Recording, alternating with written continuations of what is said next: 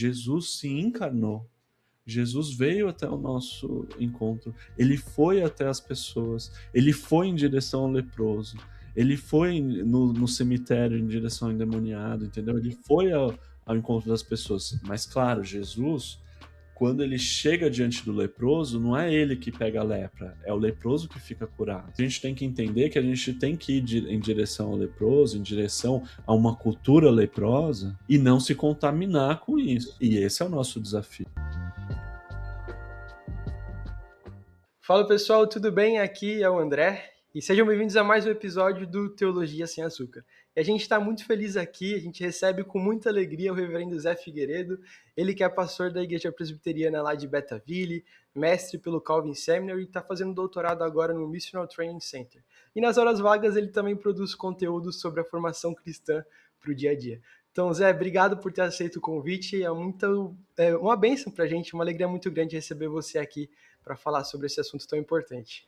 Fala, André, valeu, obrigado, é um prazer estar aqui e espero que seja edificante aí nosso papo. Amém. Bom, pessoal, a gente sabe que o cristão ele está no mundo, mas ele não é no mundo. E essa realidade meio ambígua acaba tornando, às vezes, a gente com uma certa dúvida, né, por assim dizer. A gente está imerso no mundo onde tem muita influência da cultura em todos os lugares. Por onde quer que a gente olhe, a gente tem produtos que são resultados dessa cultura. Filmes, música, ciência, política e do trabalho de diferentes áreas, né? Mas o que será que tudo isso tem a ver com a nossa vida e o nosso relacionamento com o Senhor? O cristão ele deve realmente se importar e se relacionar com a cultura? É sobre isso que a gente vai falar no episódio de hoje, sobre a sabedoria bíblica para a cultura. E, reverendo Zé, eu queria que a gente começasse talvez pelo começo. Quando a gente lê a Bíblia lá em Gênesis 1, a gente tem todo aquele relato da criação.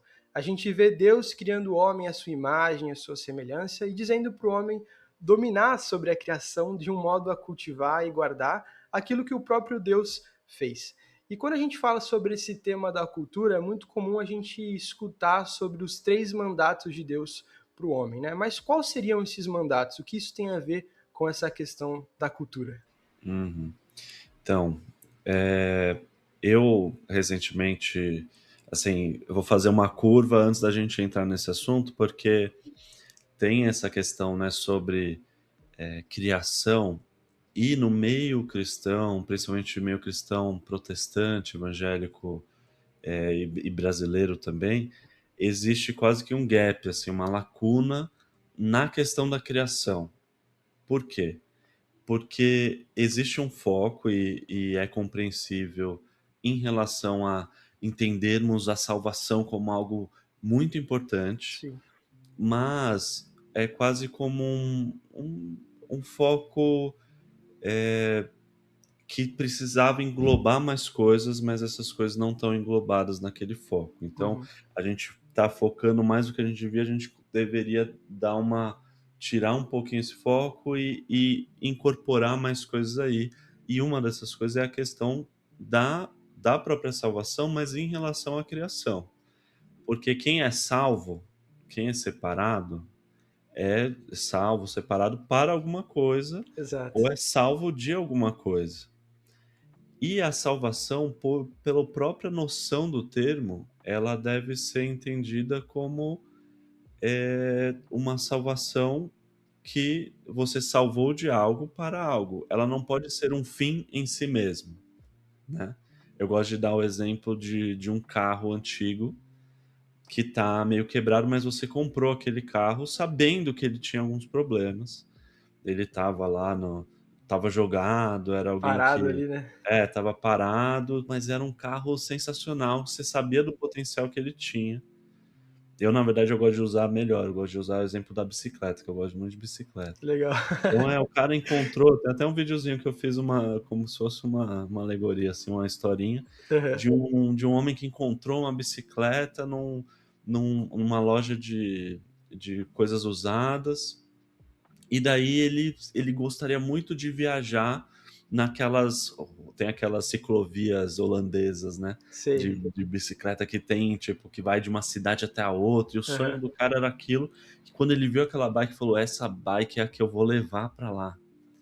E daí só que ao invés dele fazer isso quando ele conserta aquela bike, ele compra, estava largada lá, ele conserta e ele vai no melhor mecânico, e o mecânico faz um trabalho excelente, mas tão bom que ele fica com dó de levar aquela bike para a estrada, e ele pendura aquela bike na parede.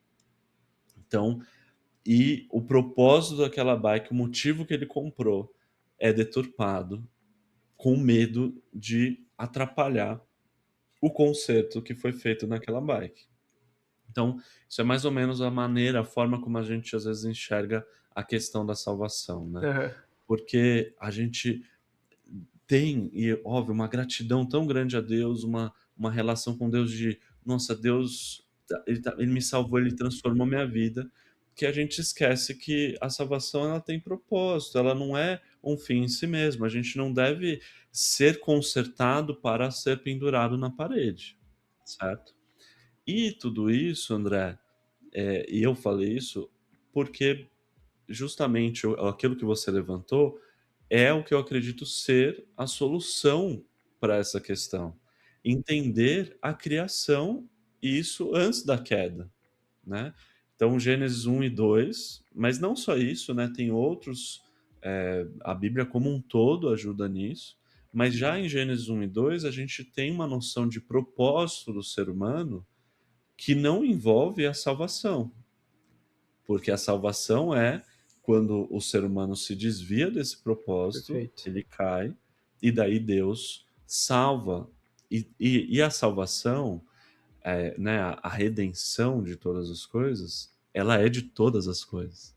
Então, quando em Colossenses, por exemplo, Paulo vai falar sobre Cristo, ele é soberano sobre toda a criação, e através dele Deus, ele tira o problema que existia entre Deus e toda a criação, não só entre Deus e o ser humano. Uhum.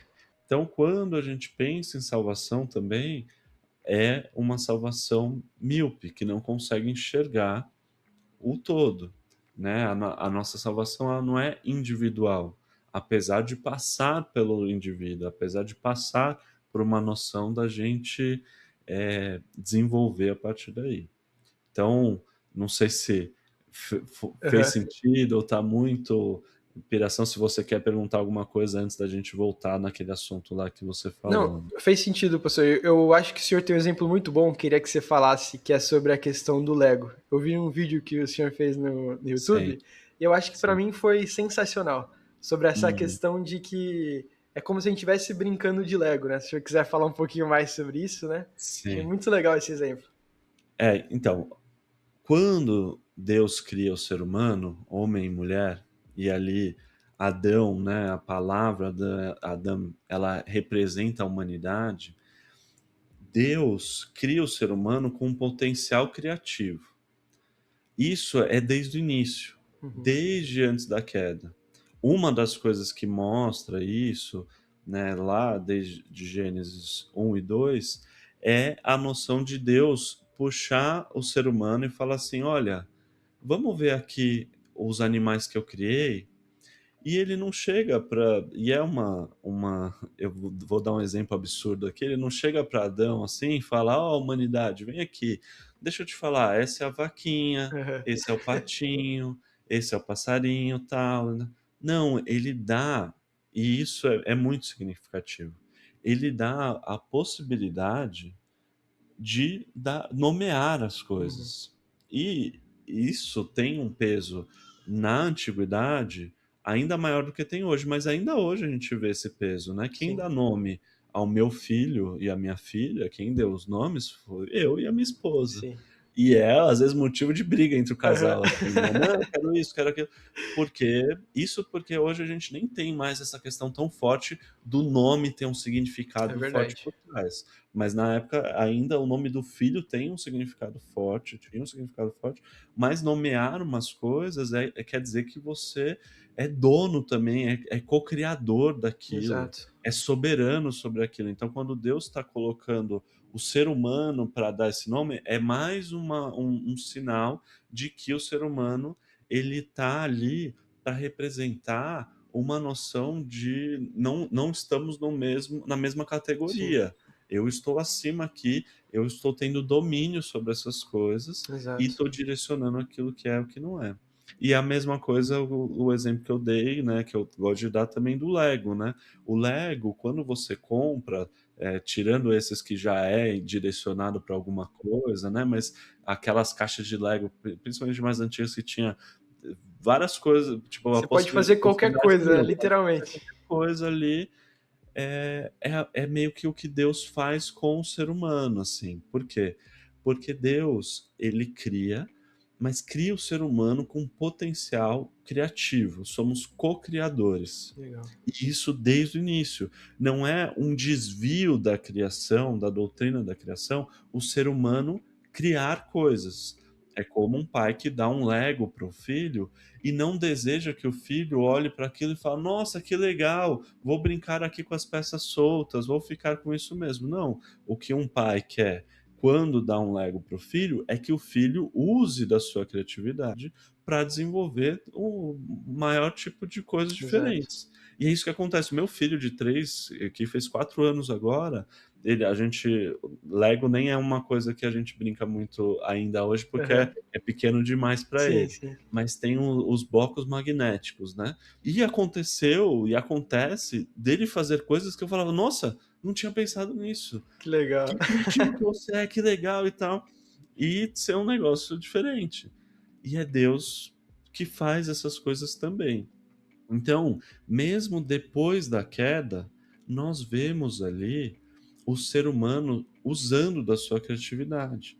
E o que a gente entende pela queda é que a queda manchou isso, Perfeito. deturpou o potencial criativo que o ser humano tinha, mas ele ainda está lá, e o que foi deturpado não foi o propósito em si daquilo, né. Uhum. O propósito não, a raiz da coisa. A raiz está ali no sentido de que, existia esse potencial, mas então isso não é a parte ruim da coisa, né.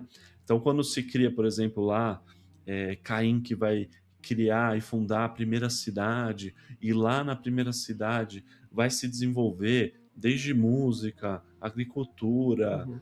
construção, né, arquitetura, o que for, a as coisas em si, elas não são más, tanto que Deus vai usar isso para bem depois. O Sim. problema é a maneira como os seres humanos vão usar dessas tecnologias, dessa cultura, desse desenvolvimento para isso.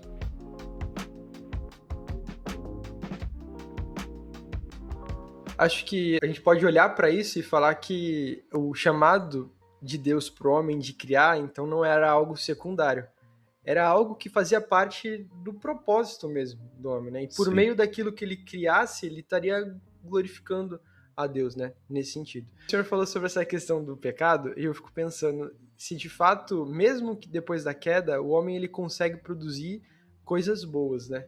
E como que a gente consegue enxergar isso? O senhor deu alguns exemplos, né? Mas ainda hoje existe coisas boas feitas pelos ímpios. A gente pode olhar para questões da cultura, música, etc, né? Olhando, poxa, existe algo bom, mesmo em um mundo caído, um mundo deturpado, corrompido? Uhum. Então, e essa pergunta é central, é uma pergunta muito boa, porque se o ser humano faz coisas que estavam no propósito dele desde o início, mas ele deturpa um pouco o propósito, será que essa deturpação ela tira tudo aquilo que era para ser de bom aqui? E a resposta eu acredito que não. Eu acredito que existe sim algo bom da gente usar das coisas que, não necessariamente foram feitas com propósitos super Sim. puros. Até porque na visão, né, bíblica da coisa e, óbvio, a teologia reformada direciona muito para isso, existe essa noção de deturpação total, assim, das coisas, né, Uhum. que o pecado manchou tudo, inclusive os próprios cristãos. Então, não dá para nem eu falar que eu tenho uma pureza super, né, desenvolvida em tudo que eu faço, sabe. Exato. Então, quando a gente desenvolve essa noção de que as coisas desse mundo, elas são feitas, com a criatividade que Deus queria que a gente fizesse, mas muitas vezes o ser humano vai deturpar isso. Então vamos começar, vamos dar exemplos, né? Uhum. Eu falo do meu filho de novo aqui, porque eu tô, né, fazendo catecismos com ele e tal, daí Legal. tem essa noção de Deus como criador. Uhum. E ele vai lá e fala, ele olha a árvore e fala: "Deus criou a árvore, papai", e eu não tô exagerando, fala isso, daí eu: "Ah, criou.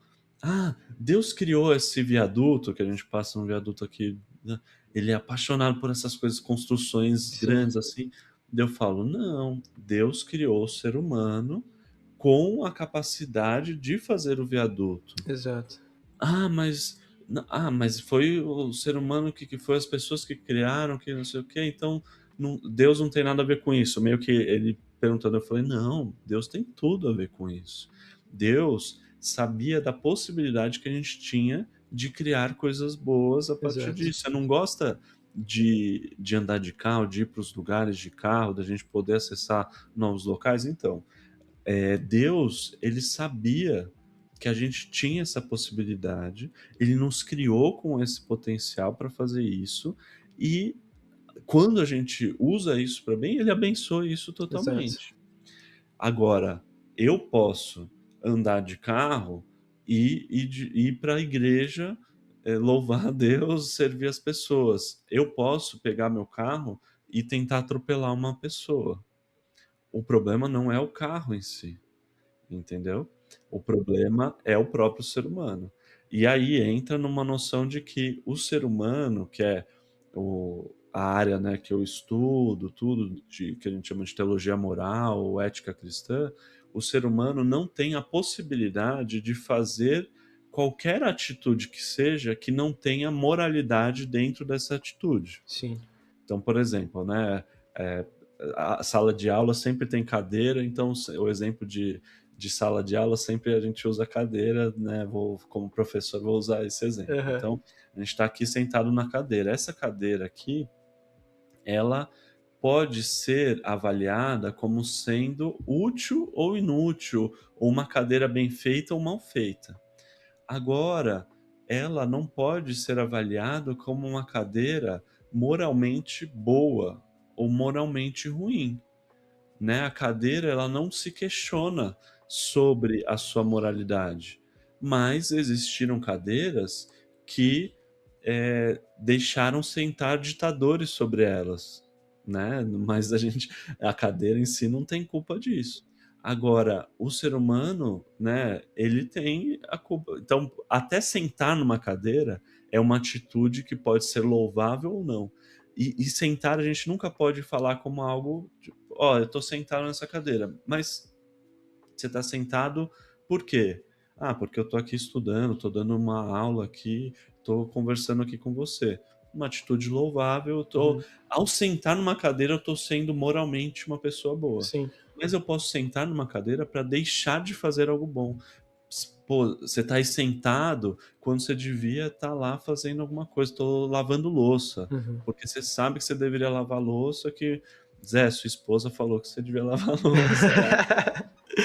Então, até sentar numa cadeira pode ser Exato. moralmente bom ou ruim. E essa noção de que as coisas do mundo, e aqui às vezes eu entro na toca de coelho, né? Então vamos voltar qual que era esse assunto. A gente estava falando sobre as coisas serem boas ou ruins, né? E o pecado deturpar todas Perfeito. essas coisas. E um problema que a gente vê é não ter a noção da história bíblica como um todo. Exato. Olhar para as Porque coisas meio que separadas, assim, né? e a gente estudar a criação é também estudar a noção de escatologia, né, a Uhum. doutrina dos fins, dos tempos, das coisas, porque é estudar, entender que o propósito de todas as coisas lá no final não só nem voltar para o Éden e nem destruir todas as coisas. Que é uma maneira, às vezes, que a gente vai para um pêndulo de um lado ou Pro para o outro. outro. Exato. Então, vamos esclarecer, então, essa parte para ficar claro. Uhum. Existem 2 problemas quando a gente vê a noção de criação e de final de todas as coisas. Uma é a gente achar que vamos tratar primeiro disso, né. Uhum. todas as coisas, a gente vai voltar, a gente deveria ser como Adão e Eva lá no jardim. Então tudo, a tecnologia, as coisas, então isso que a gente está fazendo aqui, André, não é bom, porque a gente está na internet, a gente está usando câmera, a gente está desenvolvendo a teologia a partir, ou a vida, a partir de coisas que foram feitas por seres humanos Uhum. falhos e muito provavelmente não cristãos. Sim. Que garante que essa câmera que eu estou usando aqui É. foi um cristão que fez? Muito provavelmente não foi. Mas mesmo que tenha sido, entendeu? Sabe assim? Uhum. E pode parecer um exagero isso, mas tem vertentes, não só cristãs, de outras coisas, mas também cristãs, que entendem isso, né? Tem nos Estados Unidos é bem comum os Amish, Sim. que são é, um grupo cristão, para quem não conhece, que eles meio que determinam, né, a maioria assim, uma época do quase da tecnologia, fala assim, ó, a tecnologia até aqui a gente pode usar. Então tem Amish que anda de trem, que usa telefone com fio, mas não dentro de casa. Eles têm uma noção assim, ah, pode andar de trem, pode fazer não sei o quê, Sim. mas não pode usar internet, não pode usar celular, não pode usar carro, Aham. não pode usar energia elétrica dependendo do contexto. Sim, sim.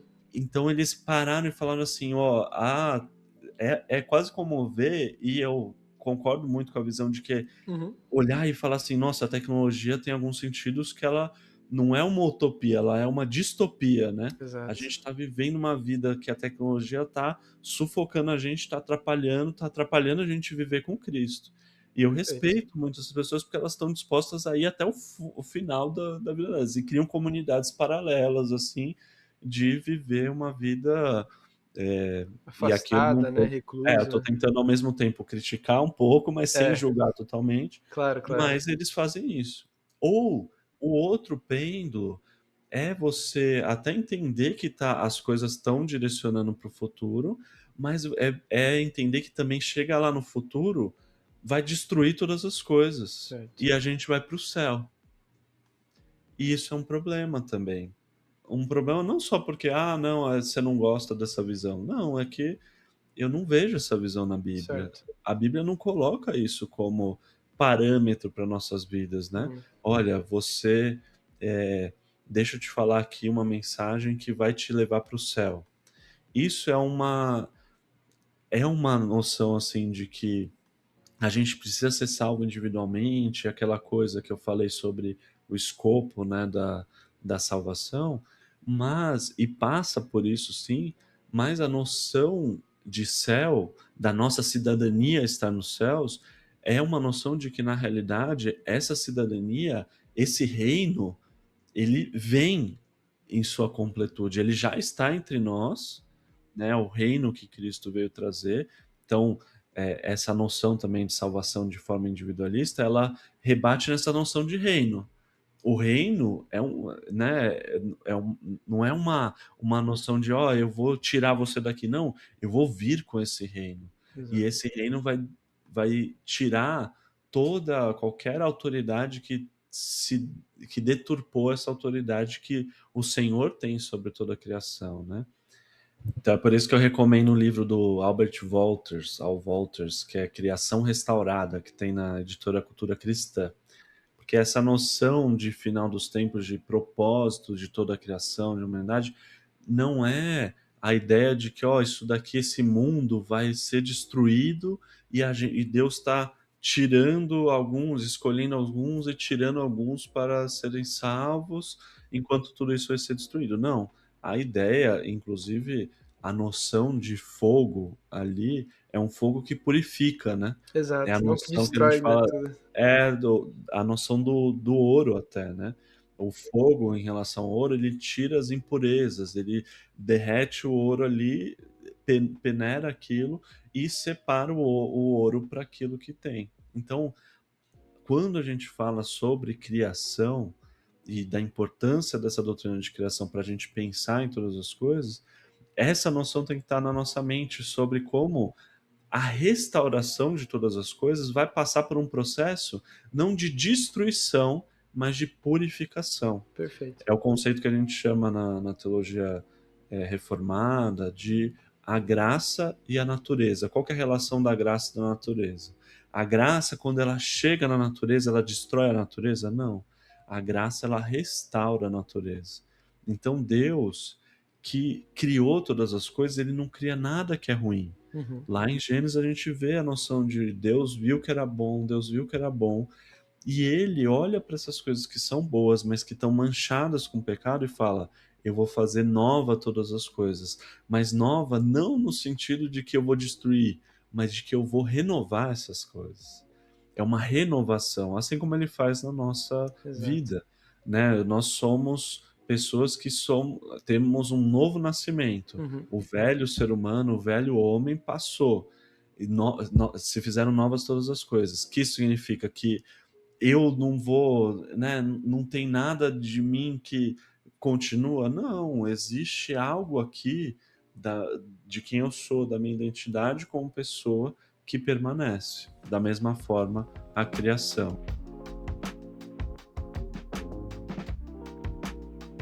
Isa, eu acho que tudo isso se deve ao ponto que você falou lá no início. Eu me lembro, né, dessa frase que eu acho que eu escutei a primeira vez com você, que era é algo parecido como o homem não foi feito com o único propósito de ser salvo, né? E acho que no Sim, primeiro momento isso causa um pouco de estranheza, porque a gente nunca parou para pensar sobre isso com base naquilo que o próprio Senhor nos revelou, né, por meio da sua palavra.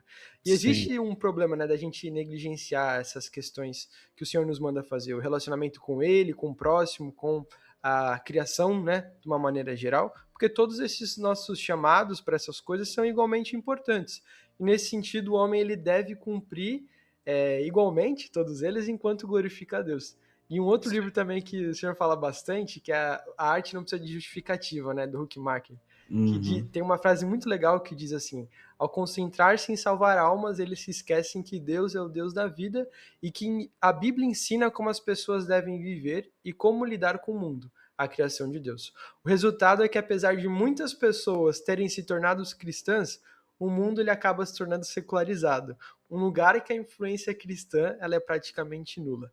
E é verdade que a gente vive, como eu falei, né, imersos nessa cultura, a gente recebe muita influência a todo momento sobre aquilo que a gente assiste, aquilo que a gente deve vestir, como agir.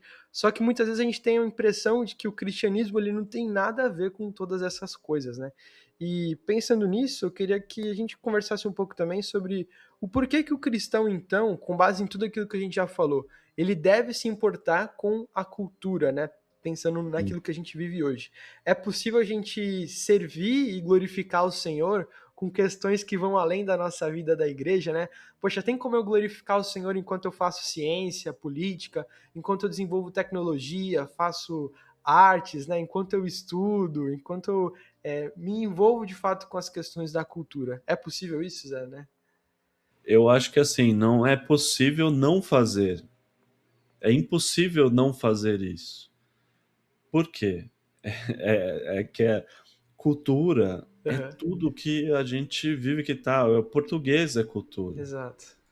Então, foi desenvolvido, né, essa língua foi desenvolvida com o tempo, claro, Uhum. não de forma intencional, vamos criar uma nova língua. Mas é uma língua que a gente, né, por sermos brasileiros, fomos colonizados por Portugal, e o português brasileiro já hoje tem outro perfil daquilo que é o português lá de Portugal e tal, e a gente foi desenvolvendo essa língua mesmo, Certo. né, começando dando esse exemplo, por exemplo, da língua, Uhum. de que, olha, não tem como você nascer hoje no Brasil Não e fala lidar português. aqui e não falar português, entendeu? Até para compartilhar o evangelho, Exato, exato. você fala Deus, você não fala, né, Yahvé, né, tipo, você não fala Adonai, Senhor lá, ou Theos, né, Uhum. Theos. Entendeu? Você lida com a língua como ela é feita. Pode parecer um exemplo muito absurdo, mas às vezes o Sim, exagero ajuda a gente a com entender, né, certeza. que a gente está imerso nessa cultura, né, a gente vive isso. E Jesus viveu assim. Uhum. É porque as pessoas, a gente, às vezes acham que a cultura do primeiro século ela era totalmente pura e limpa. Não, Jesus eles viveu nessa cultura que ele estava, Exato. né? Ele falava a língua ali, o aramaico, provavelmente sabia também o grego e lidava com o grego ali Uhum. também. A gente não tem como ter certeza assim dessas coisas, mas até a Galileia, onde Jesus nasceu, né, onde Jesus morou ali, né? Não nasceu, mas morou ali Sim. durante a vida dele quase como um todo, onde está Nazaré, ele a cultura ali da Galileia era a Galileia dos gentios, né, Uhum. totalmente vinculada com a cultura helênica lá de Alexandre o Grande, que tinha conquistado todas as coisas ali, desenvolvido as coisas. Então Jesus mesmo, ele não era alguém que estava toda hora anticultura. Óbvio que ele tinha coisas que ele era anticultura, mas um exemplo de que Jesus não era totalmente anticultura era a traição de Judas. Quando Judas fala lá para os soldados: Ó, como que você vai saber quem Jesus é? Como que eu vou te direcionar? Ele não consegue chegar e falar nada do tipo: Ó, Jesus ele vai estar com umas roupas brilhantes, ele vai estar meio que flutuando. Você vai ver que tem uma coroinha na cabeça dele. Você vai ver que na verdade ele usa uma cruz. Não, tô brincando, Aham. sabe assim? Eu tô Sim, sim. tentando exagerar. Tipo, Jesus, ele não tem como, não teria como Judas chegar para os caras e falar: Ó, pega aquele cara, porque tinha chance de ele pegar outra pessoa. O que Exato. que eu tô querendo dizer com isso? Que com o beijo de Judas é para mostrar: olha, aquele cara que parece comum, na verdade é o Jesus aí que vocês estão. Até no sentido, Zé, das roupas, né? De como se porta, vamos dizer assim, né? Inserido naquela cultura daquele tempo, né? Sim. Nesse ponto. Então, e ele vivia isso. É que a gente às vezes tem a noção também de que, ah, não, mas ele tá na cultura judaica, então ele poderia. Tem um pouco desse lado, mas Sim. até a noção de sotaque. Quando Pedro, Aham. o apóstolo Pedro, nega Jesus, um dos momentos é que percebe ele falando, se eu não me engano, no Evangelho de João, que fala sobre isso. Percebe, ah, o jeito que você fala é igual daqueles caras. Você deve ser o É, discípulo é deles. verdade, isso é Eles verdade. tinham sotaque de interior da Galileia. E Jesus provavelmente também tinha esse sotaque, entendeu? Sabiam que ele era, nossa, pode vir alguma coisa boa lá de Exato. Nazaré, daquela coisa. Então Jesus, ele tinha os costumes ali, né? E por que que a gente está falando isso? Porque a gente está nessa cultura, certo? Não existe, antes de tudo, a gente fala assim, ah, não existe não relação com a cultura. A gente, todo mundo, desde do cristão mais conservador, mais não sei o quê, para o mais progressista, está lidando com a cultura de Exato. algumas formas. A questão que diferencia tem cristãos que vão olhar e vão falar assim, não, essas coisas a gente não vive, né? A gente não vê filme, não vai no cinema, não lida com algumas coisas e tem compreensões diferentes em relação a Certo. isso, certo? E a maneira como a gente lida com a cultura, óbvio que vai mudar muito. A primeira coisa, a gente então tem essa base onde a gente está falando português, a gente lida com a cultura, e a Bíblia não é contra isso. A própria noção de Novo Testamento, o Novo Testamento ser escrito em grego, o grego era a língua mais falada ali, era a língua que ia ser mais fácil das pessoas entenderem. Não tem a postura de tipo, não, vamos escrever isso daqui em hebraico, a Bíblia é em hebraico, a palavra de Deus é em hebraico. Então, a gente vê desde o início, né? Só a partir da língua, da língua A que está escolha, usando é essa verdade. noção. E aí a gente tem essa escolha de entender as coisas ao nosso redor e pensar, olha, vamos, o que que a gente vai o- agir aqui de útil, né? O que que a gente vai lidar aqui Sim, com a vida, né? E entra, eu tenho que voltar, por isso que é bom construir as bases para a gente conseguir claro. conversar, porque como a salvação não é um fim em si mesmo, porque se for, André, a gente vive o que o Francis Schaeffer fala no Verdadeira Espiritualidade. primeiro capítulo do Verdadeira Espiritualidade, um livro que eu recomendo, do Francis Schaeffer, ele fala assim, olha, os cristãos, eles quase que vira uma vida, a vida cristã para muita gente é a vida do não fazer, do não ir, do não fazer, do não tocar, não provar, não... Por quê? Porque começou a ter uma busca por santidade num contexto específico, onde ir no cinema, vou dar o exemplo do cinema, Certo. ir no cinema era motivo de pecado, porque o cinema era para ser disruptivo em relação à noção, à moral cristã, então não vamos no cinema. E aquele grupo cristão até que teve ali um momento bom ali de falar, meu, a gente está mais perto de Deus, porque ao invés de ir no cinema, a gente está fazendo nossa reunião de oração, Aham. de leitura da palavra, e para aquele contexto específico, e eu nem estou questionando isso, tá? Pode ter sido bom, mas o que acontece é que se cria uma regra de que ir no cinema é pecado. E tenta universalizar isso. Não Para é todas mais as aquele outras áreas, né? contexto, aquele momento e tal. E eu tô falando de algo que até pouco tempo atrás eu sabia de pessoas, cristãos sérios que falavam isso mesmo. Ó, qualquer um que vai no cinema, eu imagino que ainda tenha pessoas assim, eu não Sim. conheço elas de fato, eu sei que o meio evangélico brasileiro existe esse tipo de coisa, mas eu de fato desconheço, tá? E eu entendo, e entra num assunto de, por exemplo, até vou dar um exemplo mais atual, assim, em alguns sentidos. Ó, não ter redes sociais no telefone. Uhum. Eu mesmo já fiquei sem rede social, hoje ao contrário, eu tô super atuante, tô produzindo conteúdo para as redes Sim. sociais, então me segue lá, Zé Figueiredo, É. Tela, no Instagram.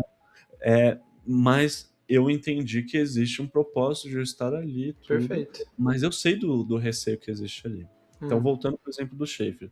Daí entra naquilo de que a vida cristã se torna a característica entre aqueles que vão no cinema e aqueles que não vão. Exato. E os cristãos são os que não vão. Então, ser cristão é não ir no cinema, não ir no bar, não fazer tal coisa, não fazer. E a vida cristã fica resumida a isso. E sem perceber, a pessoa que se torna cristã, a gente ensina ela falando assim, ó, agora que você é cristão, ou antes dela se tornar, falar, se você quiser ser cristão, você precisa não ir em tal lugar, não fazer tal coisa, É não quase sei. uma cartilhinha, né? Para você ser cristão, ó, faz isso, faz isso, faz isso, não faz isso, não faz isso, né? E não é, eu não digo que as pessoas estão com más intenções Exato. quando elas fazem isso, mas se torna o que a gente chama né, de legalismo e outras coisas assim, Perfeito. que é outro assunto também que a gente pode entrar e desenvolver, mas a noção do não fazer, ela se torna um problema, porque o, o chamado, e aí entra na sua primeira pergunta lá, Uhum. a vocação cristã, o chamado da vida do ser humano, ele tem uma vocação, um mandato, né, que a gente chama, um mandato cultural, social, relacional, religioso, de adoração a Deus. Então tem várias coisas que o ser humano deve fazer que engloba toda a vida. O ser humano não foi feito para passar o tempo todo em jejum e oração. Até porque a noção de descanso, de comer, de desenvolver, de trabalhar, está desde o início presente. O trabalho não é uma exceção. E eu não falo aqui o trabalho só o trabalho pastoral, o trabalho Aham. missionário. Não, é o trabalho do cultivar ali a terra. É o trabalho de construir uma casa, é o trabalho de desenvolver uma tese na área de humanidade, É que a gente entendeu? separa muito, né, Zé? A gente pensa que a gente vive uma vida meio que secularizada, né? Então a nossa relação com o Senhor é só a parte da igreja ali, no domingo. Aí a Sim, partir daí, na segunda-feira, que eu vou pro meu trabalho, já não tem nada a ver, né? sim. Tipo, aquilo que eu faço aqui em casa, no relacionamento com os amigos, não tem nada a ver. Então a gente separa muito essas coisas, né? Porque se o propósito da sua vida for ser salvo, o trabalho ele se torna no mínimo um empecilho a isso. Ou talvez é um meio de você, ó, vai lá evangelizar, ou se não evangelizar, levantar recursos para doar para a igreja, para que a igreja, Exato. para missionários e tal, Sim. possa evangelizar. Então vira quase como um sistema de pirâmide, sabe? É. Tipo assim, ó, me tornei cristão, o que que eu faço? Vai lá e compartilha isso com mais 10 pessoas. Ah, mas e quando elas perguntaram o que elas fizeram? Ah, fala para ela fazer a mesma coisa, compartilhar com mais 10 Aham. pessoas. Isso engloba uma partezinha do que é a grande comissão? É, mas quando Jesus fala na grande comissão, por exemplo, se a gente for estudar lá Mateus 28, ele começa falando assim: toda autoridade me foi dada. É a mesma noção de autoridade que está lá atrás. É a autoridade sobre toda a criação. Ele está falando sobre uma nova humanidade que se forma a partir dele e que a gente vai expandir essa nova humanidade. Não é apenas uma noção de, olha, vamos sair dessa criação, sabe? Um ponto, Zé, eu acho que talvez dê essa dúvida, eu penso assim, nesse sentido, né? Porque o nosso chamado como cristãos é contracultural num certo ponto, né? Então a gente Sim, vive no mundo sem ser do mundo, né? E como você sim, falou também, é impossível a gente olhar para a cultura e falar que ela é neutra. Pelo contrário, tem uma conotação ética, religiosa, carrega uma intenção, uma mensagem, ela busca alcançar determinados fins, sejam eles bons ou maus, como a gente falou aqui, né? E a gente sim, se sente meio que assim, poxa, mas como a gente deve se relacionar então com a cultura, né? Qual é o limite, num certo sentido, que a gente pode se apropriar, de um certo modo, da cultura, né? Por exemplo, né, pegando assim, quando a gente assiste determinado filme do Oscar, a gente vê que ele tá meio que sendo muito falado ali. Quando a gente vê uhum, músicas ali no top 10 do Spotify, a gente sabe que aquela galera tá vidrada naquilo e a gente, de certo modo, consegue até entender as nuances, né? Poxa, mas por que a galera tá tão interessada nisso, né? Poxa, eles sim, estão buscando alguma coisa nesse sentido e a gente fica meio, pô, será que eu devo então entender essa cultura, consumir tais coisas para ir então pregar o evangelho? sim, Cria na nossa cabeça, num certo sentido, uma confusão. Porque se o nosso chamado é contracultural, eu devo então consumir todas as coisas, eu devo usar todas essas coisas entre aspas aqui, né? Com uma desculpa para pregar o evangelho, né? Como que a gente pode agir com essa sabedoria bíblica de fato, sabe? Em como sim, a gente circula, né? Na cultura, como a gente permeia essas coisas. sim. Essa é a pergunta de milhões, né, como fala. Exato. Eu, dando aula de ética cristã no seminário, tal, meus alunos começaram a falar: Nossa, professor, abriu minha mente para isso. Você tem que. E É, eu comecei a pensar: Meu, eu vou desenvolver coisas para a internet. Daí, hoje em dia, a gente está desenvolvendo um curso de fato de formação sim. cristã para o dia a dia, pensando em responder essas perguntas, né? Por quê? Porque às vezes quando a gente fala de, né, talvez se tirar toda a minha fala até aqui sem o que eu vou falar a partir de agora, Uhum. talvez você poderia falar assim: "Ah, então tá liberado total, vamos Posso fazer se tudo? ver tudo, fazer tudo e porque, né, a cultura é isso mesmo". Só que existe sim a noção de santidade. Exato. Porque dentro desse escopo, né, da criação de todas as coisas e do ser humano ali, existiu a queda e o ser humano se deturpou com o propósito. O que que Deus faz para isso? Ele separa um povo. Ele separa e a santidade tem a ver com essa separação. E a santidade envolve essa nova criação. A gente já, ao crer em Jesus Cristo, e crer na ressurreição, por isso que a ressurreição é esse aspecto tão importante e Importante, relevante é. para nós, que Jesus inicia uma nova humanidade. É o segundo Adão, né? O exemplo que o apóstolo Paulo dá de Adão de novo. Então Jesus é como um novo Adão. O que que isso significa? Uma nova humanidade. A palavrinha Adão, Adão é humanidade. Então Jesus sendo essa nova humanidade e ao crer em Cristo, o que que nós nos tornamos? Corpo de Cristo. Nos tornamos nova humanidade. Exato.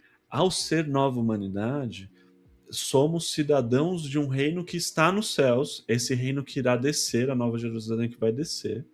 Mas enquanto ela não desce, enquanto ela não vem até nós, enquanto esse reino não está consumado de fato, então é aquilo que a gente chama do já e ainda não. Já o reino já veio, Cristo já inaugurou essa nova humanidade, já somos essa nova humanidade, mas ainda não em sua plenitude. E nesse período entre a vinda de Cristo e a sua volta, o que faremos? Seremos cidadãos desse reino, só que aqui. Seremos cidadãos dos céus aqui na terra. Então a noção, quando a Bíblia fala de céus, não é para falar que a gente vai para lá, mas é que a gente representa esse céu aqui e que antes desse céu, desse reino vir, a gente testemunha disso. E como que a gente testemunha disso? Através do amor de Cristo, o amor a Deus, o amor a Deus de um Deus que é ciumento, ou seja, a gente não deve adorar outros ídolos. Lá no Antigo Testamento tem um capítulo de Jeremias, se eu não me engano, Jeremias 29, que é assim central para essa noção de como viver hoje. Porque o povo estava no exílio da Babilônia, ou seja, estava naquilo que se tornou o exemplo do contexto de idolatria maior, de problemas maiores, de tudo que há de ruim no mundo, a Babilônia se tornou esse exemplo. Que depois Roma foi usada como, nossa, a Roma é a nova Babilônia, aquela coisa. Então, a Babilônia, e a gente usa isso, nossa, esse mundo é uma Babilônia, por causa dessas questões. Né? A Babilônia só vai ser vencida de fato, o que representa a Babilônia, lá em Apocalipse. E por que é importante enfatizar isso? Porque o profeta, né, Deus, através do profeta, fala para o povo, não tipo, ó, se retirem, não, fala, ó, trabalhem pelo bem da cidade, orem pela paz ali, porque se o reino aí tiver paz, vocês também terão. Tenham filhos, se desenvolvam, trabalhem pelo bem daquilo que acontece aí, porque isso vai ser bom para vocês, isso é bom. E não estava falando, ó, não, vocês vão voltar para sua terra, deixa isso daí, evita ao máximo. Não, porque o propósito não é a salvação em si, a salvação tem um propósito maior, que é viver isso. Então, a partir do momento que somos salvos em Cristo Jesus, somos justificados em Cristo, aí sim a gente se santifica. E o que é a santificação? É você testemunhar desse amor. Como a gente vê a pessoa mais santa do mundo, o que ela fez? Ela foi contra a criação, foi contra ir até o encontro das pessoas? Não. Jesus se encarnou. Jesus veio até o nosso encontro, ele foi até as pessoas, ele foi em direção ao leproso, ele foi no cemitério em direção ao endemoniado, Exato. entendeu? Ele foi ao encontro das pessoas. Mas, claro, Jesus, quando ele chega diante do leproso, não é ele que pega a lepra, é o leproso que fica curado. Então a gente tem que entender que a gente tem que ir em direção ao leproso, em direção a uma cultura leprosa, e não se contaminar com Perfeito. isso. E esse é o nosso desafio. Se tem algum filme que está te contaminando, e aqui dá o exemplo para ninguém ter dúvida do que eu estou falando. Se tem algum filme, alguma série, alguma questão cultural aqui falando sobre artefatos culturais, Sim. principalmente questões de livros e filmes e o que for, que está te contaminando, está te fazendo pecar, você corta da sua vida. E isso não é legalismo. Isso você faz por amor ao seu Deus, entendeu? Por amor. É o primeiro mandamento que você deve seguir: amar a Deus sobre todas as coisas, com todo o seu entendimento, suas forças, seu coração, né? Tudo aquilo que você é de fato. Então isso é amar a Deus. Agora, vamos entender outra coisa, André, que é o seguinte: a cultura ela tá aí. E a gente entende ao mesmo tempo que, assim como essa câmera aqui, que não foi feita, que às vezes a gente tem uma dificuldade de entender, a tecnologia ela é neutra, mas o filme ele não pode ser bom de jeito nenhum porque foi feito por não Sim. cristão, e a gente começa a criar uma divisão entre coisas gospel e coisas não Exato. gospel. Fica uma Isso bolinha, né, Zé, assim. e esse é outro problema, tanto por dois lados, dois motivos, né, principais, assim, né? Um, porque mesmo que você separe aquilo que é gospel e falar, foi feito por um cristão, isso não torna a coisa boa em si mesmo. Tem muita coisa gospel, né, com Exato. selinho gospel, isso desde música, filme e o que for, que é ruim, que não só é ruim, é péssimo, é pior do que o que se não fosse gospel, porque tá de dentro fazendo pior para as pessoas, para a teologia, para a saúde espiritual das pessoas. Ensinando errado, né? Por exemplo, Ensinando. em músicas, né? Assim, Sim. tirando Deus do centro e colocando o homem, né? Enfim, por aí vai. E o outro lado é que tem muita coisa que não tá com selinho gospel ali, que tá ensinando coisas melhores, tá desenvolvendo coisas melhores, que é o que a gente entra numa fala que ela parece polêmica só se você não pensar sobre ela, que Aham. é: nem toda a verdade está contida na Bíblia. A Bíblia é verdade, tudo que está na Bíblia é verdade, tudo que ela fala é verdadeiro, mas nem toda a verdade está nela, né, desde exemplos mais simples, 1 mais 1 é igual a 2, não quer É, dizer que está eu na Bíblia. pensei nisso quando você falou, é verdade. Mas As leis toda da física, né? E por aí é, vai. mas toda a verdade ela é de Deus, Exato. mesmo que falada por alguém impuro, mesmo que falada por o ateu ou o muçulmano, quem for. Então a gente pega verdades que não são contidas na Bíblia e a gente usa elas para o nosso favor, né? Isso você vai ter que fazer se você for um engenheiro, se for. Agora, quando entra na área das humanidades, que eu acho que entra a questão de avaliar, né, da filosofia do filme, Exato. do livro, não sei o quê, a gente tem mais dificuldade porque é mais desafiador mesmo. Sim.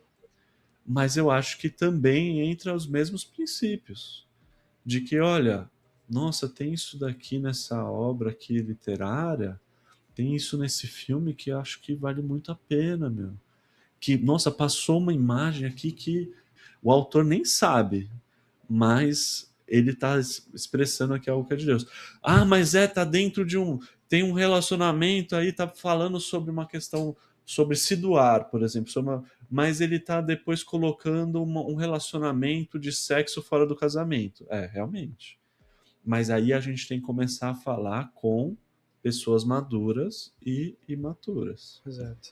A gente e por isso que entra a noção de diferenciação mesmo quando a gente lida com crianças ou com adultos ou o que a gente fala de imaturidade e maturidade. É que eu acho que o filtro já, por exemplo, tá pensando em filmes, né? Se eu sou uma criança, né? Não vou assistir um filme que não é para minha idade, né? Partindo desse Sim, princípio já também.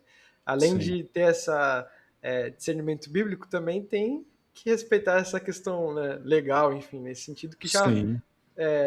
me imune de muitas outras coisas, né? Nesse É, e ponto. às vezes eu indico filmes na internet, as pessoas falam, nossa, mas tem uma cena que aparece um peito Uhum. feminino, né? Os seios de uma mulher. Eu falo, tem que saber se isso é uma questão para você. E eu falo, e eu não tô falando que se isso é uma questão para você, você é imaturo. Não é isso. Eu mesmo, na época que lançou Game of Thrones, né, a série e tal, eu não era casado, eu tava, tipo assim, né, questão lutando, né, contra qualquer coisa que me fizesse querer pensar Pensar. em entrar em pornografia ou qualquer coisa assim, Sim, eu não via Game of Thrones. perfeito. Depois de casado, eu consegui ver e não tive problema, via com a minha esposa, Sim. inclusive. Ah, mas não dá, absurdo, tal. Tudo bem, se é algo que pesa na sua consciência. E eu até acho que Game of Thrones é exagerado e tal, e não indico a série. Tem até uma Pensando questão, né, nisso, de. não só pensando nisso, mas pensando no final da série, não Sim, sei se você sim. viu. Mas até uma questão, Zé, no sentido de alguns filmes, né, tem algumas inserções que você fala assim, poxa, mas aqui que acrescenta pra narrativa, né? Você fica, Precisava, não pô, né? precisava e tal. E que é aquilo mesmo, às vezes o cara coloca ali porque vai instigar uma questão no público ali, Exato. ou às vezes ele quer fazer chocar um pouco, quer não sei o Sim. quê, mas eu ousaria dizer que tem a nudez até que faz sentido dentro do filme ou não, sabe? Uhum. Mas idealmente, para mim, não teria nudez nenhuma em filme Sim, nenhum, exato. sabe? Só que não é a situação que a gente vive e tal. E se for algo para você, se for algo, por exemplo, eu não indico filme para adolescente que vai ter nudez. Agora, para Perfeito. um jovem adulto, dependendo da situação, é uma possibilidade, entendeu? Eu vou dar um exemplo do Na Natureza Selvagem. Uhum. É um filme que eu gosto, que eu indico, e tem uma noção, um momento ali que ele passa, que tá longe, que ele passa numa praia de nudismo, mas tá longe lá, e tem uma outra hora que também aparece uma mulher que tá fazendo topless ali, que tá andando num Uhum. lugar. Não é um negócio totalmente, né, uma forçação de barra da sexualidade, não sei o que, aquela cena que você fica Explícita, sem assim, graça, né? mas Exato. mas é uma situação que talvez se tá, tipo, um filho, um pai vendo Sim. ali, ficaria um pouquinho sem graça e tal, mas é algo para você ver antes. Hoje em dia, com a internet, meu, você clica, coloca, ó, Na Natureza Selvagem, recomendação para pais aqui, você vê o que que tem, o que que não tem. Entendeu? A Exato. questão de sabedoria. Agora, o filme, ele trata sobre uma noção, assim, de propósito de vida, é baseado em fatos reais, num jovem adulto que, decidiu largar tudo para ser andarilho, porque ele não conseguia lidar com a cobiça, a maneira como a sociedade se dava e tal, e levanta questões super relevantes. Eu no último domingo que eu preguei na igreja, eh, no domingo mesmo, eu falei sobre esse filme.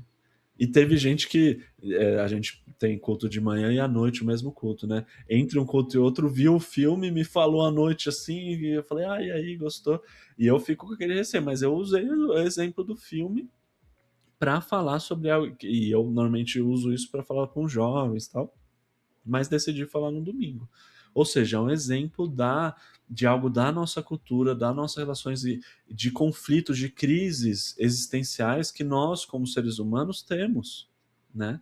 E que a gente pode usar esses meios, né, dos filmes, esses artefatos culturais ao nosso favor. Mas eu não acho que é só isso, tá, André? Uhum. Eu não acho que a gente tem que olhar para a arte e falar assim: ah, o que que eu posso usar Extrair aqui de mensagem, de né? Com... exemplo evangelístico. Exato. Não, a arte, ela, lembrando aquilo que a gente falou sobre lá atrás, sobre o ser humano foi feito também para viver a arte, fazer a arte.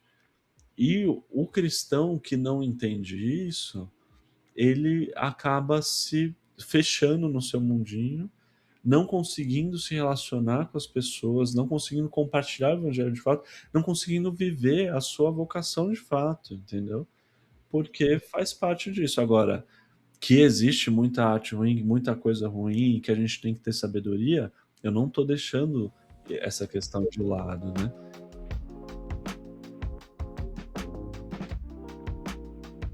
E assim, Zé, é interessante ver também como que, por mais que a gente viva nesse mundo caído, como a gente falou, corrompido, por mais que ímpios façam filmes, né? Partindo desse ponto. Mas existe algo ali, algum resquício que a gente consegue ver, mais claramente ou não, muitas vezes, de preceitos bíblicos, né? Você vê alguma coisa e você fala assim, cara, isso aqui eu já escutei em algum lugar. Né? Esses dias eu estava lendo a série de livros do Harry Potter, né? Eu gosto bastante dos filmes, mas agora Uhum. eu estava lendo de fato. Até separei aqui um trecho onde, acho que, se eu não estou enganado, é o segundo livro, que fala assim, ó, isso na cena, né? O Dobby, o elfo doméstico, falando pro Harry. Fala assim: Aham. Harry Potter sobreviveu e o poder do Lorde das Trevas foi subjugado e raiou uma nova alvorada. Meu senhor, Potter brilhou como um farol de esperança para todos nós que achávamos que os dias das trevas nunca terminariam. Você olha assim e fala, cara, existe algo ali, por mais que um fragmento disso que me faz lembrar da narrativa bíblica, do Uhum. nosso estado de queda, do nosso estado de pecado e como que Cristo trouxe essa nova esperança, né? Implicitamente, a autora pode ter pensado nisso ou não. Eu consigo olhar para isso e olhar para um propósito maior, né? O reverendo Alexandre Antunes fala bastante sobre isso, a mensagem por trás da mensagem, né? Então a gente Sim. tem que ter essa sabedoria de olhar para essas coisas também e usar e falar, cara, isso aqui aponta para algo maior, né? Por mais que não seja, como a gente falou, a intenção do autor, mas com certeza esses resquícios estão presentes na criação, nos artefatos culturais e por aí vai, né? A gente se acostumou com uma ideia que está passando, onde a gente vive numa sociedade onde existe uma base comum da ciência, dos pensamentos para falar as coisas e tal. Só que essa não é a história da humanidade Nunca foi de fato, nem no Ocidente, algo tão assim, mas a gente, desde o Iluminismo, a gente tem essa noção como se fosse de base comum. Mas se a gente acredita que a Bíblia é a história real de todas as coisas, ela engloba todas as coisas e tá no ser humano, tá na mentalidade, tá no quase que no inconsciente que a gente poderia chamar do ser humano, essa grande história. É que no caso de Harry Potter, a gente sabe que a autora ela é ocidental, né, Sim, da sim, é. Inglaterra, tem muita influência cristã, judaico-cristã ali, e se ela não fez intencionalmente, eu duvido até que ela não tenha esse background assim, É, né, com porque é uma certeza. pessoa inteligente, tal, que sabe disso. Mas isso dá para ser feito na cultura hindu, por exemplo, entendeu? Exato. De você achar um ponto em comum e a partir disso você desenvolver toda a história, né? Porque a grande narrativa bíblica, ela não é feita para ser uma narrativa de mais uma das histórias, não. Ela se propõe, e se você acreditar nela, você deve acreditar nisso, de ser a estrutura da humanidade mesmo. E essa expectativa que a gente tem messiânica não é porque a gente foi ensinado que Jesus iria vir, não, é uma expectativa que todo ser humano nutre sobre si, porque sabe lá no fundinho de que alguma coisa de errado não está certa, sabe assim? Exato. Tipo, ó, eu não sei, mas tem algo de errado aqui. Eu preciso desenvolver essa noção, E sabe? acho assim, Zé, algo até que eu vi, acho que foi o Guia Marino que postou num dos carrosséis dele que ele coloca, que é muito legal, inclusive, né? Mas é algo no sentido de que o evangelho sempre tem algo a dizer, a comunicar, a dialogar com a cultura. No sentido de que o evangelho ele sempre vai ter uma resposta para as dores, para os anseios dos homens que produzem aquele produto, né? Então, se aquela obra ali evidencia uma falta de amor ou um amor deturpado, o evangelho tem uma mensagem que corrige isso. Então a gente sempre vai poder comunicar com as pessoas a partir do evangelho, né? Nesse Sim, sentido, respondendo os sim. anseios, dores, né? Mas acho também que vai ter momentos onde a gente vai se deparar justamente com aquilo que a gente está falando, onde uma cultura ou algum artefato cultural que está evidenciando algo que claramente não é bíblico, né? E é um desafio mesmo, André. Não é. E eu não tô falando. E quando a gente fala sobre isso, eu não quero que a pessoa se sinta mal, falando assim, nossa, mas eu não consigo, ou tá me fazendo mal, tal. Ou e gera outro problema, né? Eu que estou me expondo hoje na internet, Uhum. falando sobre filmes, livros, indicando coisas que não são naturalmente indicadas, toda semana, no mínimo, eu recebo comentários falando assim, ai, olha, isso é o mais educado, né? Eu vi Certo. ontem falando assim: ah, eu não quero ser desrespeitosa, mas nossa, um pastor indicando esses filmes, não sei o quê, isso não é de Deus, não. Como que isso pode me ajudar na minha vida cristã, não sei o quê. E eu, ok, tem comentário que eu até respondo, tem pessoa que quando vem assim com educação eu até explico um pouco melhor, e pretendo, né, nas aulas do curso lá que eu estou fazendo, que são aulas que eu também dou em seminário, as pessoas possam, assim como meus alunos fazem, tipo, nossa, agora eu estou Sim. entendendo, Olhar agora. de uma outra perspectiva, né? Porque eu sou, André, super conservador teologicamente, até politicamente, assim, eu não fico falando sobre política Sim, partidária, sim. mas e às vezes as pessoas colocam assim, nossa, esse cara é um liberal, ele tá não sei o quê. Não, muito pelo contrário, entendeu? Eu levo muito a sério a noção de santidade, eu levo muito a sério o que a Bíblia diz sobre essas coisas, só que eu sinto que as pessoas elas têm uma imaturidade, primeiro, e Paulo fala sobre isso, né? Sobre pessoas que são imaturas, por exemplo, lá em Corinto, né? Quando vai falar sobre carne sacrificada aos ídolos. Esse é um exemplo que é paradigmático, assim, Uhum. para esse assunto que a gente está e que as pessoas têm dificuldade de entender e aplicar e trazer para os dias de hoje, né? Essa noção de carne sacrificada aos ídolos e também a noção de escandalizar. A carne sacrificada aos ídolos, né? Qual que era esse contexto? Ou lá em Corinto, como em várias outras cidades gregas, tinha os templos lá de idolatria Uhum. que os cristãos os gentios que se tornaram cristãos, eles antes participavam, muitos deles, daquilo, e tinham na mente deles ainda a noção de que, olha, putz, aquilo ali existe. Exato.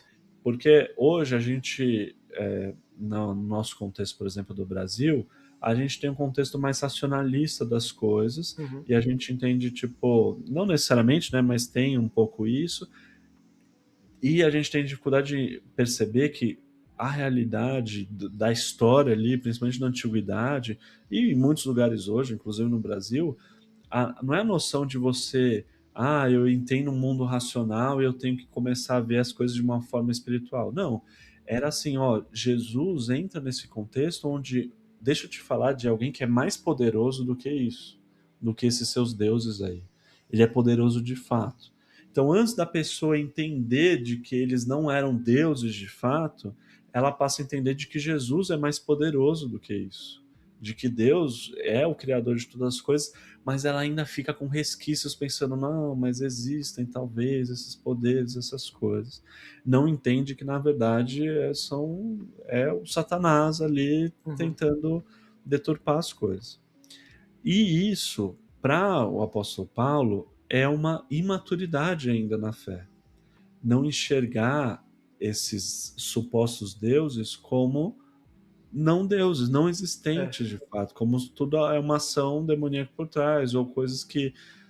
E você comer uma carne sacrificada a ídolos não tem problema nenhum, porque eles não existem. Porque a carne em si, ela não se torna, não tem poder sobre você Exato. se ela foi feita qualquer coisa, sabe assim? A gente não tem que acreditar no que a outra religião diz sobre tal coisa. E isso parece algo besta, mas é algo que está muito presente aqui. Eu acho que no Brasil, então, né, Zé, a gente vê, por exemplo, vai na esquina tem um despacho ali, você fala, pô, não vou nem passar perto, meu Deus, dá até um negócio, né? Você fala, pô, Sim, mas né? esses deuses não existem, né? Sim, você acha que. Então, você ainda está imaturo na fé, se Exato. você entende que isso tem algum poder sobre você. E sempre tem o relato da ex-bruxa que fala do Halloween e fala: não, o Halloween é o dia que a gente, como bruxa, então os bruxos faziam isso. Você, como cristão, não pode nem sair de casa nesse dia, porque é um mundo espiritual. Meu amigo, minha amiga, se você tem o Espírito Santo de Deus, se você é cristão, você não precisa temer o que nenhuma bruxa, ex-bruxa fala, Isso é entendeu? verdade. Isso não tem poder sobre a sua vida. Então, os parâmetros das outras religiões não fazem mais parte daquilo que a gente. Mas qual que é o parâmetro? É a gente. Se eu, como cristão mais maduro, vejo um cristão imaturo que está ainda nessa situação, eu não vou comer a carne oferecida aos ídolos junto com ele, porque eu posso fazer ele tropeçar e se tornar motivo de escândalo. E Exato. aí entra o segundo ponto que eu quero explicar. Toda palavra que é transliterada do grego são palavras complicadas. Qualquer palavra transliterada é difícil. O que é transliteração? A gente fala a mesma palavra na teoria, Uhum. então não tem a tradução, por exemplo, é, hot dog e cachorro quente, né? Não tem essa tradução. A gente continua falando hot dog, vamos supor que fosse isso. Entendi. É ruim porque eu dei um exemplo ruim porque essa palavra a gente até fala hot dog Não, também. mas deu para entender. Então a palavra escandalizar no grego ela se escreve, ela se pronuncia mais ou menos parecido.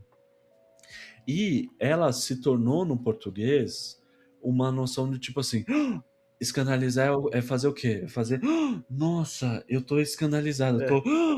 eu tô assim. Só que a escandalização não é isso. Ela é essa reação do fazer ela é, na verdade, o que as pessoas fariam com a pessoa que foi escandalizada. Certo. Então, quem está sendo escandalizada, né, quem está vivendo o escândalo, Uhum. ela é a pessoa que pecou, que se tornou motivo de escândalo. Então, Entendi. qual que é a situação nesse exemplo da carne sacrificada aos ídolos? É o irmãozinho lá da igreja de Corinto que ainda está nessa confusão religiosa de não entender teológica Uhum. das coisas, e ele acredita que a carne sacrificada aos ídolos, ela tem poder de fato. Ela Ele vê um irmão mais maduro que não liga para isso, comendo uma carne sacrificada aos ídolos, ele acha que ele pode ir lá no templo adorar também aqueles deuses. E aí ele peca fazendo isso.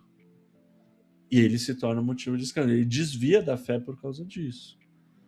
Não é alguém que olhou e falou: "Nossa, tá comendo a carne sacrificada aos ídolos e tô julgando você". Não é aquele cara.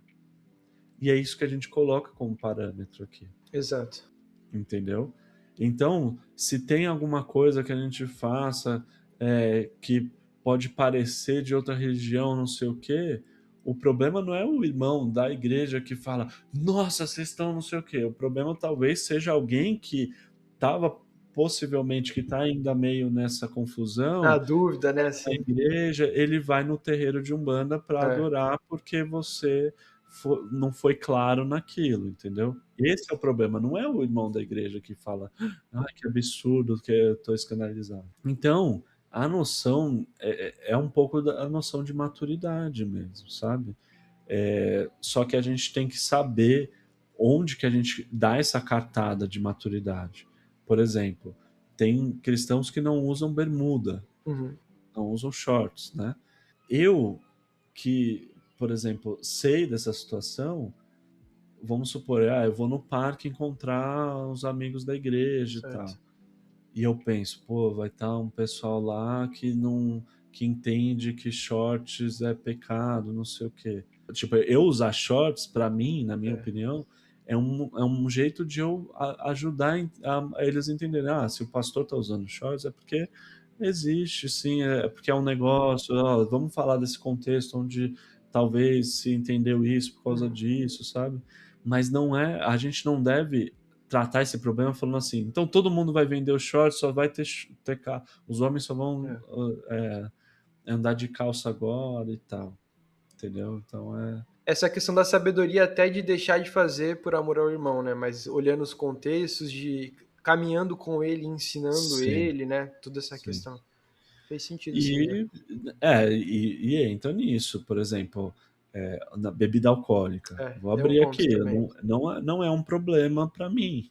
Eu, quando me tornei cristão com 16 anos, eu bebia antes. Uhum. Né, eu não nasci na igreja, tudo, né, meus pais não eram cristãos, e eu bebia, com mesmo eu bebia desde anos, 13, 14 anos, sei lá. Com 16 anos, eu vi que qualquer lugar que eu fosse, meus amigos estavam enchendo a cara e eu também não, então eu comecei a não beber, né, e quando me tornei cristão, eu fiquei um tempo sem beber. Tudo bem, eu era menor de idade, devia mesmo não beber, Sim, é, exato. mas no Brasil aqui, né, É, menor de idade bebe e tal. É comum. Então eu parei de beber por um tempo, até depois um pouco de ser maior de idade, mas com o tempo eu vi que não era algo que tinha problema para mim. Então eu hoje, eu não tomo cerveja hoje quase porque eu sou intolerante a glúten, uhum. então é outra questão. De saúde, Mas né, enfim, é. mas eu não tenho problema nenhum com isso, né, até dando um exemplo pessoal, minha esposa às vezes se incomodava pelo contexto, às vezes da família, que o pessoal enchia a cara, mas depois ela foi vendo que, tipo, eu mesmo quando bebia ou quando bebia com os amigos, super tranquilo. Então mudou para ela a mentalidade ali, e era a mesma coisa, entendeu. Mas não quer dizer, por exemplo, que eu tô dando esse exemplo aqui, porque eu posso Uhum. explicar um pouco mais, mas eu não posto nas redes sociais ficar bebendo, porque não é algo que ajuda os irmãos, aí sim se tornar motivo de escândalo, Exato. porque aquele que tem dificuldade com a bebida, ele, vai encher a cara porque viu o pastor falando: "Ah, não, pode É beber, como então se vou fosse uma beber". validação, né, Zé, assim, isso ou outras coisas também, né, tem que ter essa sabedoria nesse ponto, né. Sim, e eu gosto de beber, não é um negócio que eu É, faço muita questão, mas, por exemplo, tem lugares que eu não bebo, propositalmente, porque eu sei que a pessoa ali tem dificuldade. E às vezes, mesmo ela bebendo, eu não bebo para não motivá-la a fazer exato. isso. Então essa é a maturidade, essa é a questão do motivo de escândalo e tal. Mas essa discussão, muitas vezes, no nosso meio, ela fica confusa, fica muito imatura, sabe?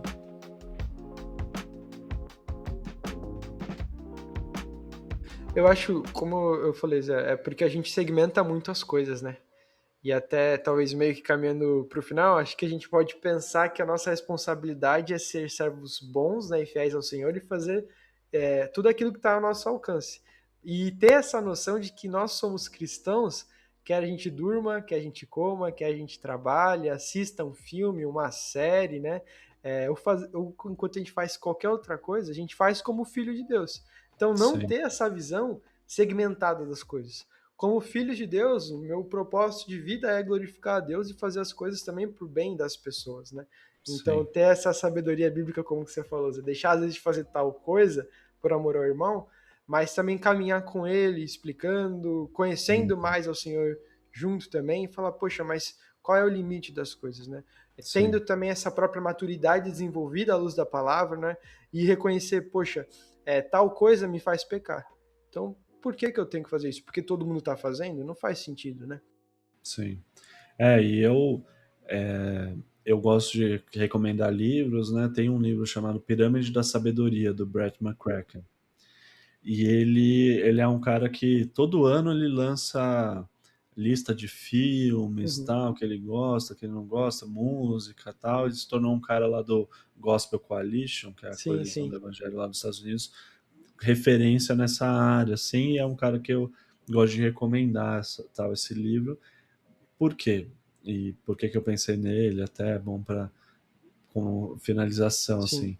Porque às vezes quando a gente fala sobre, ah, não, vamos, existe coisa boa e tal, a gente também dá a impressão de abrir uma porteira e de deixar as coisas como elas estão, onde as pessoas estão cada vez mais no celular, na TV, é a noção é, da, do feed, Rapidez instantânea, da né? rapidez das coisas, a ponto até do próprio filme, um filme, eu recomendo filmes às vezes mais longos, tal, que as pessoas falam, nossa, não aguentei, eu dormi e tal. Eu falo, não, ó, primeiro, você dormir ou não, Rodney, não é parâmetro para o filme ser bom, né? Porque eu até É coloquei isso na verdade. história. Tipo assim, se o parâmetro do filme ser o Rodney ficou acordado, Ixi, aí já aí era. ferrou, porque é toda. Vai ver Transformers, sei É, lá, né? Que é aquela coisa, ou sei lá, frenético, é qualquer outro verdade. filme, que, tipo, quer toda hora, quer colocar, tipo, Estímulo ali, né? um estímulo o tempo todo, porque senão você não você pega o seu celular. Então, até para ver filme, a gente tem que falar, ó, deixa seu celular. Então, Nossa, é verdade. nesse curso de formação cristã, a gente tem uma parte lá sobre filmes e tal, e eu falo sobre isso, assim, ó, tem filmes que não é só você não ver o celular durante, é você ficar meia hora antes sem ver o celular, acalmar sua mente, seu coração. Isso para ler a Bíblia, para ler Perfeito. um livro é bom, mas até para ver um filme, entendeu? A gente tem que falar isso hoje em dia. Por que que eu dei esse exemplo? Porque no Pirâmide da Sabedoria ele mostra o quanto lá na pontinha da pirâmide, num pouquinho que a gente tem que estar lá as redes sociais, as coisas, porque a nossa mente está sendo condicionada para isso. A gente não consegue parar para sentar, para ler a Bíblia, para ler as coisas, para ler um livro de fato, para estudar.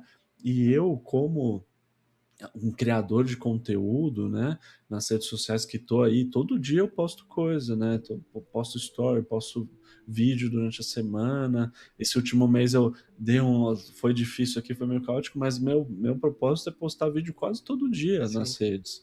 Mas eu mesmo, quando eu falo para as pessoas, ó, eu fico eu queria fazer menos, mas hoje, como eu tô postando tal, fico 1 hora por dia, minha média, 1 hora e 15 no celular, no Instagram. As pessoas falam, nossa, que pouco! Eu falo, meu, É gente. muita Então, coisa. a postura, né? Eu falei com os jovens da igreja recente, falei, olha, pessoal, eu antes de estar postando, eu dei uma. Eu falei, não, eu eu sou meio 880, né? Eu desinstalei Instagram e Tava tal. sem nada, assim. E foi bom e tal, mas eu entendo como uma ferramenta. Claro. Só que você tem que saber que é senhor sobre a sua vida, sabe? Exato. E até essa noção de de, de tédio, de estar o tempo todo procurando algo para ser, né, Esse é um ponto também, Zé, entretido e tal. porque hoje a gente está acostumado, né, de não ter esses momentos de microtédio, né? Então eu tô lavando a louça escutando um podcast, tô tomando banho Sim, escutando uma música. Eu não consigo ficar nem com os meus próprios pensamentos, né, assim, mas a sim. cabeça tem que estar ligada ali. O Brett McCracken fala algo que me marcou, assim, né? Que somos uma geração, a cultura da diversão, mas não da alegria. Isso é verdade. Então, nos divertimos o tempo todo, buscamos essa diversão. Você tá o tempo todo, tipo, rindo nos seus Reels, no TikTok, tipo, mas você não é, você não tá se tornando uma pessoa de fato alegre. Exato. Você tá, tipo, cada vez mais, na verdade, depressivo, tá cada vez mais ansioso. E a alegria, as bem-aventuranças de Jesus estão longe de você. Por isso que eu, quando eu critico aqueles que fogem total disso, eu não quero criticar total, porque existe uma postura ascética do cristão, né? De ir ao deserto. O ascetismo é aquele, né, negócio de ir ao deserto, da solitude, de parar, de ter posturas, né? Eu gosto até de criadores de conteúdo que colocam às vezes um dia da semana ou um mês no ano, até que eles não postam nada, não fazem nada, não sei o quê. E é meio disruptivo, Uhum. assim, né? Para dar esse tempo, assim, né? É o sábado. É Deus falar assim, ó, tem um dia da semana, ó, o trabalho é muito importante, eu vou separar 6 dias para isso, mas tem um dia separado que é um dia da adoração. Não que vocês não vão adorar nos outros dias, mas é o dia de você parar para coisar. E até o curso que a gente vai lançar, né, de Aham. formação cristã no dia a dia, que é na gravação aqui ainda não está lançado, mas se Deus quiser esse mês a gente Sim, lança. Vai chamar Depois do Domingo. que legal. Mas a ideia, né, o que eu estou gravando e falando, mostrando nas aulas é, ó, não é depois do domingo porque o domingo não é importante. Não, o domingo é super importante. É o dia do Senhor, é aquilo que a gente é central, assim como o sábado é central, né? O Shabá é central, né? Mas os outros dias é o dia que você vive aquilo que você entendeu no domingo. Enquanto no domingo a gente é alimentado, né? Aí depois ao longo da semana nós somos enviados, né, nesse sentido, Sim. para viver as coisas que a gente precisa fazer enquanto a gente glorifica o Senhor, né? Aponta para Ele, né? O domingo é a igreja reunida, nos outros dias é a igreja espalhada e Perfeito. sendo igreja. Mas obrigado pelo tempo, né? Foi muito bom, assim. Eu deixei correr o tempo aqui porque os assuntos são muito importantes, né? Claro que Sim, daria muito mais episódios e aqui fica o convite para outros quando você puder também. Mas eu sim, queria entendi. convidar também o pessoal a conhecer mais o seu trabalho, porque você tem feito um trabalho muito bom mesmo no Hum, Instagram e também obrigado. no YouTube. Aqui fica a recomendação para um vídeo seu que diz: Entenda o propósito bíblico para a humanidade. Então, eu vou até deixar Sim, linkado aqui. Assistam o vídeo do Zé também, acompanhem ele nas redes sociais. Se você quiser mais falar do seu curso, Zé, quando vai ser lançado, as suas redes sociais também, fica aqui o espaço aberto. E obrigado, né, mais uma vez, por você ter valeu, eu que aceito o agradeço. convite. Então, eu tô postando bastante lá no Instagram, né? O Instagram acabou que teve alguns vídeos lá que viralizaram e Uhum, a gente tá desenvolvendo conteúdo ali. legal. O YouTube eu também posto lá, sempre que eu posto um Reels no Instagram, eu posto shorts lá. A ideia é postar vídeos mais longos, mas a gente acabou desenvolvendo a ideia do curso justamente porque o YouTube, assim, ele tem essa noção de você tem que fazer os vídeos com os Exato. ganchos e as coisas, e eu pretendo continuar lá, mas o curso é para quem quiser, por exemplo, ver esse vídeo aí, que você indicou, que você colocou, vai colocar aqui na descrição, eu consigo no curso aprofundar mais. Perfeito. E a ideia é ser algo acessível, assim, né? A gente vai lançar ele com o tempo, talvez aumente tudo, mas vai Uhum, lançar a R$ 24,90 por legal. mês. Então, a ideia não é para, nossa, eu vou, sei lá o quê, né? Mas é porque dentro do curso dá para a gente desenvolver algo a mais, assim, né? Criar as bases, né, Zé, como você tinha falado, para poder falar sobre assuntos mais, né? Sim, e passar as estruturas daquilo que a gente fala em seminário, que eu dou Legal, em cursos por aí, eu falei: "Meu, eu vou fazer isso online", muito até por causa de alunos que que pediram, legal. assim. Então me siga aí nas redes, no Instagram e se estiver assistindo logo que lançar aqui o podcast, né? Talvez ainda não tenha lançado o curso, mas vai lançar já já, a gente já está em vias de lançar aí. Lá vai ter o Leia Comigo, que a gente está lendo livros importantes da história Que do legal. cristianismo, tal, Cristianismo Puro e Uhum. Simples, Confissões de Agostinho, e Ortodoxia do Chesterton. Por enquanto, no lançamento vão ter esses três, assim. Então, porque quando eu indicava às vezes esses livros, as pessoas falavam, não, eu não É meio consegui ler e tal. difícil, né? E daí eu tô fazendo Que isso. legal, Zé. Tem a parte de indicação de literatura, Uhum. a indicação de filmes e como ver filmes, como fazer isso, e a base do curso, que é a formação cristã para o dia a dia, né? Então, várias das coisas que a gente discutiu aqui, quase alguns dos assuntos, né, são módulos do curso, Que assim, que legal. vão de 5 aulas a mais, assim. Bacana. E a ideia é ir acompanhando, tal. É um curso que é para ir tendo, para ter lá uma comunidade Sim. mesmo, alunos, a gente ir se ajudando.